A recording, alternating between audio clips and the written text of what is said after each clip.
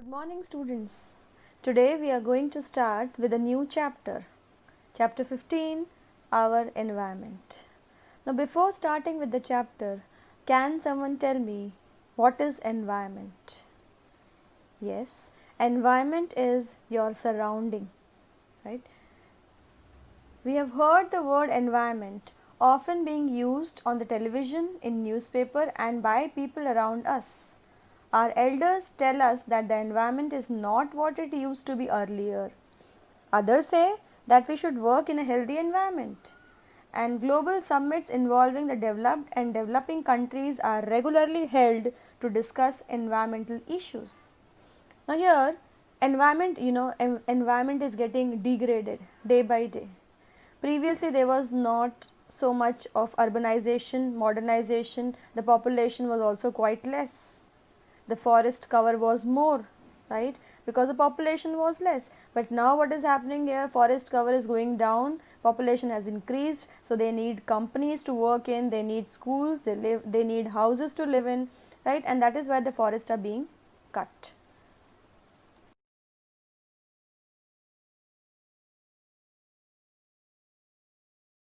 Now if I talk about the next component here, what happens when we add our waste to the environment? Now without thinking for a second, we keep on adding waste, we keep on tearing pages from our notebook, we do not think for a second also, we throw it, everything we want in packaging. Eraser, if you take a ruler here, if it is packed well, you like it more. Okay, the gift wrappers here, if you go to a birthday party, you like things which are being packed. Now here these all are adding waste to the environment, right? Now here this waste, as you all know, is biodegradable as well as non biodegradable.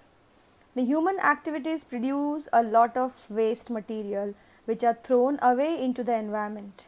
These waste cause pollution of air, water and soil. The waste materials produced are of two main types. They are biodegradable waste and non-biodegradable waste. Biodegradable waste are the waste which are decomposed into harmless substances by microorganisms. Example: vegetables, fruits, pulses, cereals, cotton, jute, wool, wood, leather, paper, animal dung, animal excreta, animal bones, etc. Okay.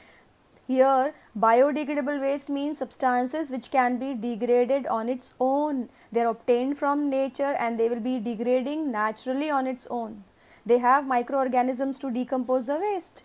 Whereas if I talk about non-biodegradable waste, these are the wastes which are not decomposed by the microorganisms, because these are man-made things. Microorganisms does not know how to decompose them. Now I am using the word decomposition. Can someone tell me what is decomposition? Yes. Decomposition here means we are breaking the complex substance into simple substance, and this simple substance can be easily absorbed by the soil. If I talk about your digestive system, you're taking complex thing, you're taking chapati, you're taking, paneer ki sabzi, you're taking aloo paratha. These all are complex things which will be broken down by your digestive system into simple absorbable substances. And then body is going to extract nutrients out of it, right? So here, if I talk about one more point, come to page number 257, enzymes are specific. Please, now here, if you may wonder here that non-biodegradable waste, why it is not getting, degraded, because enzymes are specific in their action. Specific enzymes are needed for the breakdown of a particular substance. If you eat coal, if you eat stone, it is not going to be digested in your body because your body doesn't know how to digest it. If I talk about proteins, you have learned in life processes, in your mouth, salivary amylase is there which will only act on the carbohydrates. If I talk about stomach, pepsin is going to act only on proteins. Renin is going to act on milk protein and so on. The enzymes are specific. Enzyme will only act on a specific substrate. Are you getting my point? That is why we will not get any energy if we try to eat coal. Because of this, many human-made materials like plastics will not be broken down by the action of bacteria or other saprophytes. Can you tell me what are saprophytes? Yes, saprophytes are the organisms which feed on dead and decaying matter. Yes, but one thing will happen to the non-biodegradable waste. This waste here will be acted upon by the physical processes like heat and pressure. The shape, size will change, but the chemical composition of these waste will remain the same. Right? I am just repeating it again. Please understand, these materials will be acted upon by physical processes. Which material? Non-biodegradable waste, okay, like heat and pressure. But under the ambient conditions found in our environment, these persist for a long period of time. They will remain in the environment. They will be broken only into the pieces here, but they will be part of the environment. Okay, these substances may be inert. Inert means they are going to be in the environment. They are not going to move. They are going to be stable and simply persist in the environment for a long time, or may harm the various members of the ecosystem. You can see on page number 257 the question answers. Why are some substances biodegradable and some non-biodegradable? You know the answer. Give any two ways in which biodegradable substances would affect the environment. Tell me now, what are the two ways? Yes, tell me. For example, I'll give you one simple example, that if you keep on dumping biodegradable waste in the environment, for example a pond, okay, you may wonder, you may think, okay, we are only dumping biodegradable waste, why are you bothered? See, if pond has more of biodegradable waste, that means pond will become rich in the nutrients. If it becomes rich in the nutrients, it is going to support one life form, right? And suppose it is only supporting one life form, that life form, for example, it's algae, okay? Algae will keep on blooming, it will keep on growing, and it will cover the entire pond. That's called algal bloom.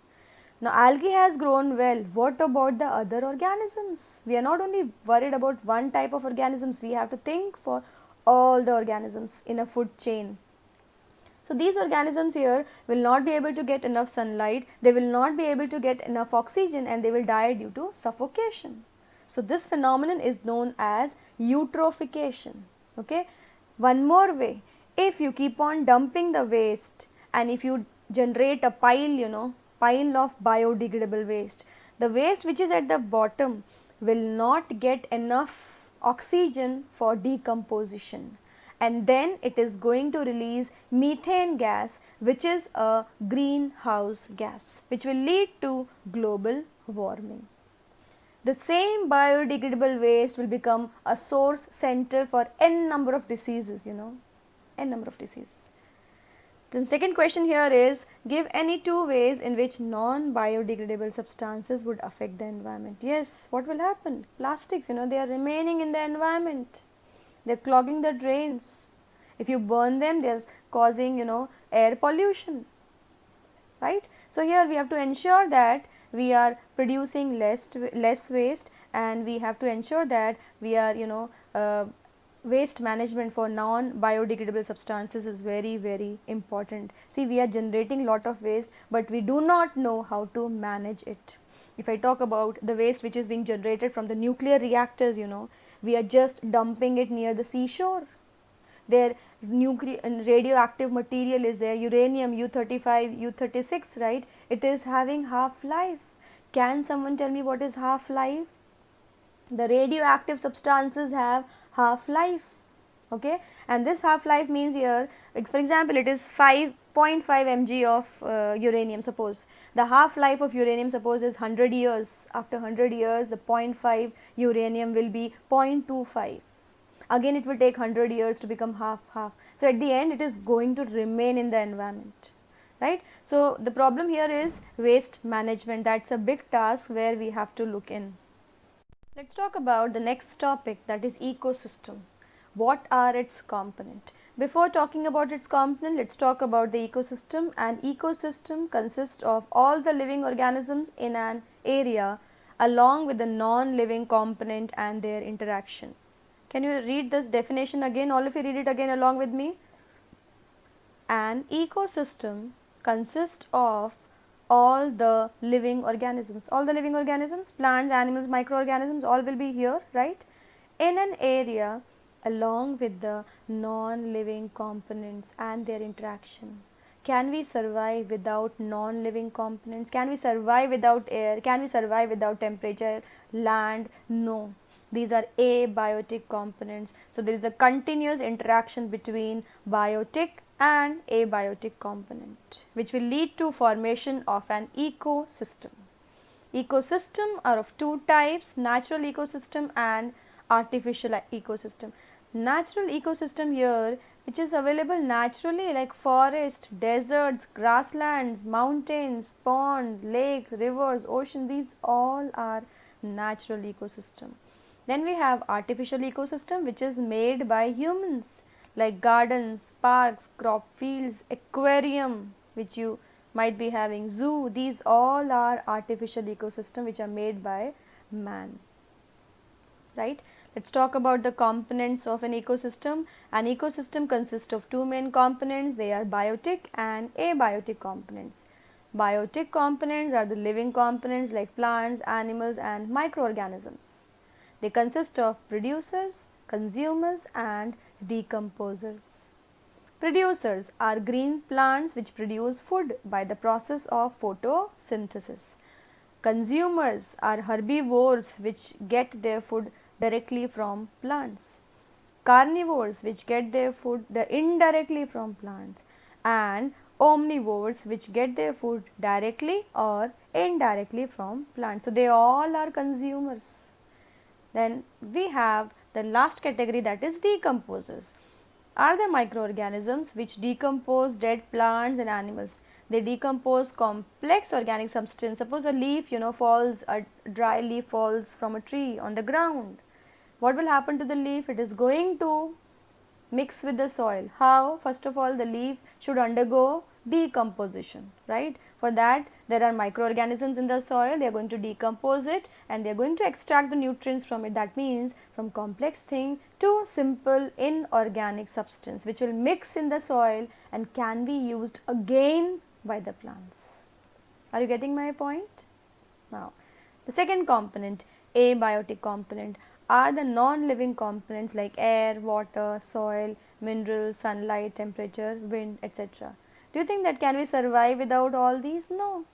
So, there is an interaction between biotic and abiotic component. So, children, what we covered today, we discussed here regarding environment. We discussed here, that what happens when we add our waste to the environment. We have discussed that enzymes are very specific. They cannot act on anything and everything. The waste is of two types, biodegradable and non-biodegradable waste. Then we have discussed about ecosystem, the definition of ecosystem. It's two component, biotic and abiotic. Then in biotic here we discussed about producers, consumers and decomposers. Now here you must have heard about many global summits happening, maybe once a year, maybe twice a year, and it is being held in the country Paris, as you all know. But here there are n number of competitions being held in our school also, which were being held, and if you go to inter-school competitions at that time also, you must have participated. The first common thing which I want to tell you here is that one topic will be based on environment, right? Can you tell me why environment topic is always chosen, either in the debate competition or allocation or any Hindi kavita, whatever it is, the topic will be at least having one topic which is having environment in it, because they want to sensitize the young generation. They should know the importance of environment. If they do not know the importance of environment, how are they going to conserve the environment?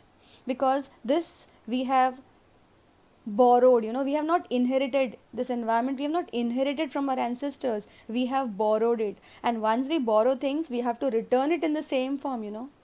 That's very, very important. So here, if you want to have a healthy life, if you want to have better life, you have to ensure that you conserve the environment, you reduce the pollution and conserve the environment. Otherwise the impacts, you can see nowadays what is happening here, that everything has stopped almost, and the nature is healing, that is what people are telling. And if you see the mother earth is repairing itself and so on. So these all we will not be able to understand, but yes, something is going on.